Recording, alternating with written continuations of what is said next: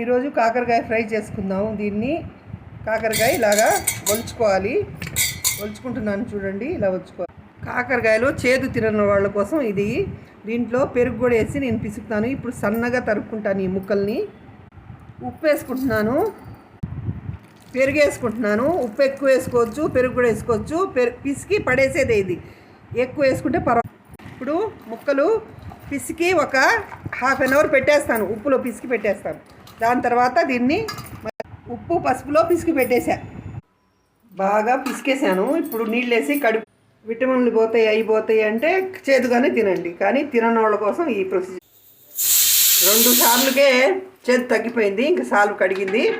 ఇంకా మనం తిరగమాత అంతంగా పిసికి తీసుకున్నాం. ఇప్పుడు తిరగమాత ఒక పెద్ద ఉల్లిపాయ ఏం చేశాను. ఇప్పుడు పిసికి దీన్ని బాగా నీళ్ళు తీసేసి ఇవి వేపుకున్నాము. మూతేసాలు బాగా వేగాయి. ఈ సాంబార్ కారం వేసి, చిన్న ఉల్లిపాయ వేసి, కారం